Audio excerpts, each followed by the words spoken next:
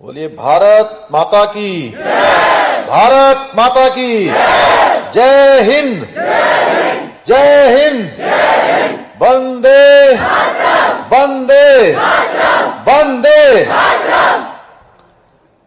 NCC के स्थापना दिवस के अवसर पर यहां मंच पर उपस्थित additional director major general PS Dahiya ji एवं सभी हमारे वरिष्ठ अधिकारीगण और आज जिनको मेरे हाथों आप सब ने सम्मानित करवाया है, ऐसे सभी हमारे कैडेट्स आए हुए, सभी उपस्थित सभी हमारे कैडेट्स एनसीसी के और सभी आए हुए हमारे अभिभावकगण, सभी अतिथिगण, मैं आप सभी को आज के इस शुभ अवसर पर अपनी तरफ से मैं बहुत शुभकामनाएं देता हूं। आप सबका बहुत अभिनंदन करता हूं। मैं सबसे पहले नमन करता हूं देश के उन अमर शहीदों को जिन्होंने राष्ट्र की रक्षा के लिए अपना सर्वोच्च बलिदान दिया।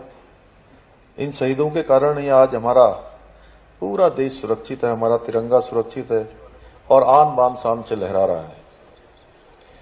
हम आज यहाँ जिस संगठन की स्थापना दिवस मनाने के लिए एकत्र हुए हैं, मैं उस संगठन से जुड़ना हर एक युवा के लिए गौरव की बात मानता हूँ। साथ ही मुझे भी ये सौभाग्य प्राप्त हुआ कि बाल्यकाल में, विद्यार्थी जीवन में मैं भी एनसीसी का छात्र रहा, एनसीसी का कैडेट रहा, उसकी सारी गतिविधियों में मैंने भाग लिया है। तो निश्चित रूप से आज मुख्य सेवक के रूप में आप सबके बीच में हूं, तो मुझे बहुत गौरव की अनुभूति हो रही है। और किसी भी ऐसे सेना से, रक्षा से, जहां पर अनुशासन का पाठ पढ़ाया जाता है, ऐसे कार्यक्रमों में मैं जब भी जाता हूं तो मुझे अपना बचपन भी याद आता है। तब मैं भूल जाता हूं कि मैं अब थोड़ा उससे आगे निकल गया हूं। हमेशा आप सबके बीच में आकर, क्योंकि मेरा बचपन भी सेना की छावनियों के साथ, सेना के साथ और सैनिकों के साथ बीता है। क्योंकि मैं एक पूर्व सैनिक का बेटा हूं, इस नाते आप सबके बीच में आना हमेशा ही मेरे लिए बहुत सौभाग्य की बात होती है। आप सभी को देखकर बेहद खुशी और अनुभूति हो रही है कि एनसीसी अपने इन लक्ष्यों को प्राप्त कर रही है, जिसमें कि अनुशासन है, दृढ़ निश्चय है और राष्ट्र के प्रति एक आपका जो भाव है, जो यहां से सीखने को मिलता है, वो हम सभी के लिए पूरे जीवन भर पाथे का काम करता है। एनसीसी देश के युवाओं को उनकी वास्तविक क्षमता का अनुभव करने, राष्ट्र निर्माण में योगदान का एक शानदार अनुभव प्रदान करता है। एनसीसी का एक गौरवपूर्ण इतिहास रहा है। सेनाओं से अलग भी देश का शायद ही ऐसा कोई क्षेत्र हो जहां एनसीसी के बहादुर कैडेट्स ने अपनी प्रतिभा का डंका न बजाया हो। जब जब भी समाज को आप सबकी आवश्यकता पड़ी है, देश को आपकी आवश्यकता पड़ी है, आप सभी ने अपना योगदान दिया है। 1965 का हो या 71 का युद्ध हो, एनसीसी कैडेट्स के योगदान को कभी भुलाया नहीं जा सकता। हमारी वीर सेना दुश्मन से लोहा ले रही थी, तो हमारे बहादुर कैडेट्स दूसरी पंक्ति में खड़ा होकर हमारी सेना का सहयोग कर रहे थे और पूरा बैकफायर कर रहे थे। देश के किसी भी हिस्से में यदि कोई संकट आया हो, कोई आपदा आई हो, कोई सामान्य जनजागरण का कार्य करना हो, एनसीसी के कैडेट्स ने हमेशा पूरे समर्पण के साथ काम किया है और जहां भी उनकी जरूरत पड़ी है, उनको वहां पर मौके में मौजूद पाया गया है। ये न केवल संगठन बल्कि हमारे लिए गर्व करने की बात है कि हमारे देश के यशस्वी प्रधानमंत्री नरेंद्र मोदी जी और हमारे रक्षा मंत्री श्री राजनाथ सिंह जी दोनों ही एनसीसी के कैडेट्स रहे हैं। हाल ही में प्रधानमंत्री श्री नरेंद्र मोदी जी ने एनसीसी के पूर्व छात्र संघ का शुभारंभ किया और संघ के पहले सदस्य बने। आदरणीय प्रधानमंत्री जी नरेंद्र मोदी जी लगातार हमारी सेनाओं के सशक्तिकरण का कार्य कर रहे हैं। जिस प्रकार से उनके प्रधानमंत्री बनने के बाद सेना का मनोबल बढ़ा है, हमारे रक्षा क्षेत्र के लोगों का मनोबल बढ़ा है, वो किसी से छुपा हुआ नहीं है। एनसीसी वो नर्सरी है जहां भविष्य के वीर सैनिक तैयार होते हैं, लिहाजा एनसीसी के विस्तार और आधुनिकीकरण पर भी सरकार की तरफ से विशेष ध्यान दिया जा रहा है। कुछ चीजें आज मेजर जनरल दहिया जी ने मुझे बताया है, मैं निश्चित रूप से कोशिश करूंगा कि हमारी सरकार उस दिशा में विशेष ध्यान दे, जिससे कि हमारे एनसीसी कैडेट्स को हर प्रकार की जो सुविधाएं हैं वो उनको प्राप्त हों, उनको मिलें। उसके लिए हम प्रतिबद्ध हैं और संकल्पबद्ध हैं, उसको आगे बढ़ाएंगे। आदरणीय मोदी जी की योजना है कि आने वाले समय में 1 लाख नए कैडेट्स तैयार किए जाएं, जिनमें से 1/3 अभी केवल युवक हैं, उनके साथ साथ युवतियां भी हों, उनका मानना है। इतना ही नहीं, सरकार की योजना सीमावर्ती इलाकों में एनसीसी के कार्यक्षेत्र में को और अधिक बढ़ाने की भी है। आज इस बात को कोई नहीं झुठला सकता कि एनसीसी राष्ट्र निर्माण में अहम योगदान देने वाले युवाओं को जिम्मेदार नागरिक बनाने के लिए प्रतिबद्ध है।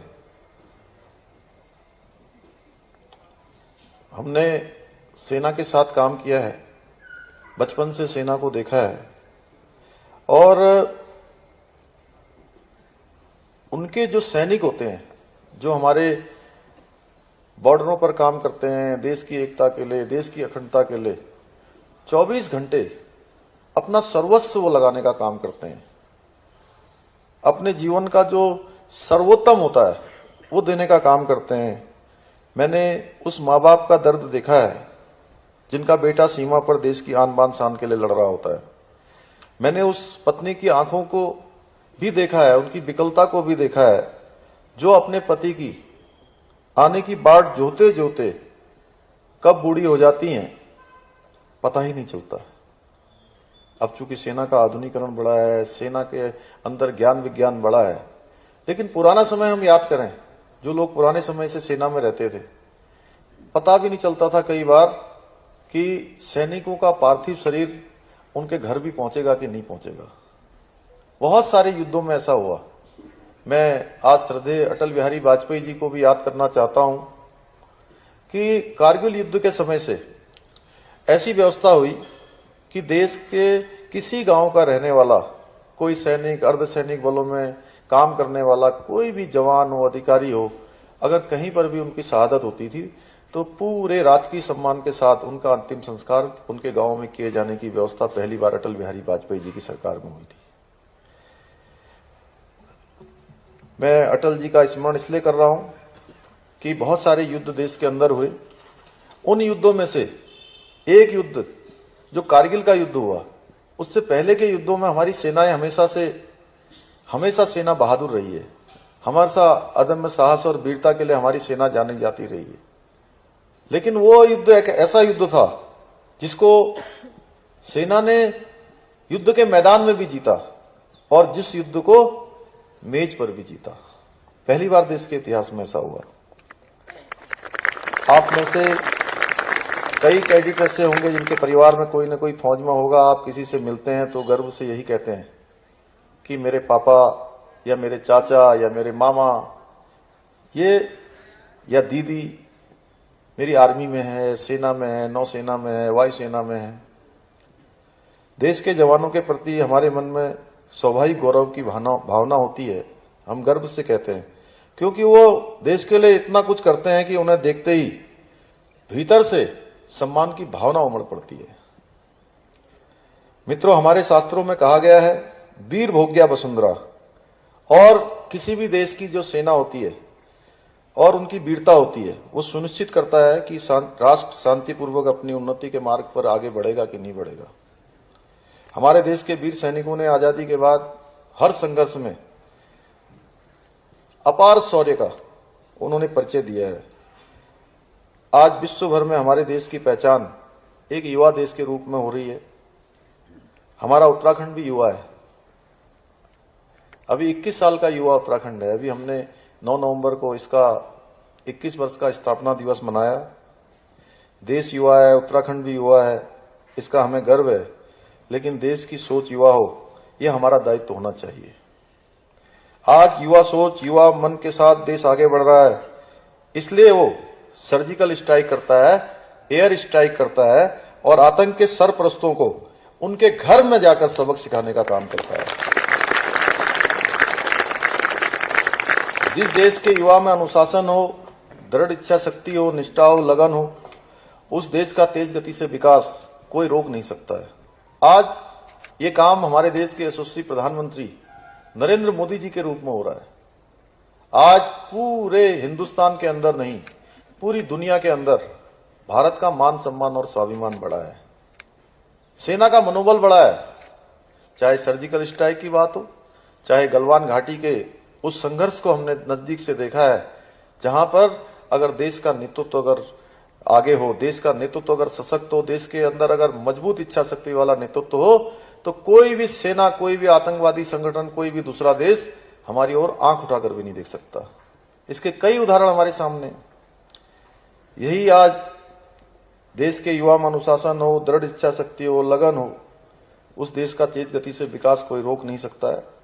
यही तो युवा भारत की सोच है, जो सबका साथ, सबका विकास करते हुए, सबका विश्वास हासिल करते हुए देश को आगे बढ़ा रहे हैं। साथियों, सीमा पर हमारे जो जवान होते हैं वो देश की सीमा के ही नहीं, देश के लोगों की नहीं, देश के स्वाभिमान की भी रक्षा करते हैं। मैं आज इस शुभ अवसर पर, जो स्थापना दिवस है, अपनी तरफ से आप सभी को बहुत मैं शुभकामनाएं देता हूं कि आप सब लोगों का और हमारी एनसीसी का जिन उद्देश्यों के लिए जिसकी स्थापना हुई है, उन उद्देश्यों पर वो निश्चित रूप से सफलता प्राप्त करेंगे, यशस्वी होंगे। और हमारे जो नौजवान हैं, एनसीसी के क्षेत्र में काम कर रहे हैं, उन सभी से मैं कहना चाहता हूं कि देखिए, जीवन में जिन लोगों ने भी जमीन से आसमान को छूने का काम किया है, जिन्होंने साधारण से असाधारण की यात्रा की है, जिन्होंने भी एक इतिहास बनाने का काम किया है, वो सारे के सारे सामान्य स्थितियों में और सामान्य परिस्थितियों में पैदा हुए हैं। उनके जीवन के संघर्षों को हम सब लोग अपने जीवन में भी एक प्रेरणा के रूप में अपनाएं, तो मैं समझता हूं कि जीवन की कोई भी मंजिल हमारे लिए कठिन नहीं है, कोई भी रास्ता कठिन नहीं है, कोई भी असंभव नहीं है। बस बल्कि मानने की जरूरत ये होती है, जो आप सब लोगों को सिखाया जाता है। मैं देख रहा था जब यहाँ पर सलामी का कार्यक्रम हो रहा था, तो कितना जोश आप लोगों के अंदर था, वो मैंने देखा है। ये जोश, ये जो उत्साह है, ये सबके जीवन में होना चाहिए। और जब उत्साह जीवन में रहेगा तो ऊर्जा अपने आप आएगी, और ऊर्जा आएगी तो सारे काम होंगे। मैं आज के अवसर पर आप सभी को अपनी तरफ से पुनः बहुत शुभकामनाएं देता हूं और आप सबके मंगल भविष्य की कामना करता हूं। बहुत बहुत आप सबका धन्यवाद। जय हिंद, जय भारत, जय उत्तराखंड। बोले भारत माता की जय, भारत माता की जय।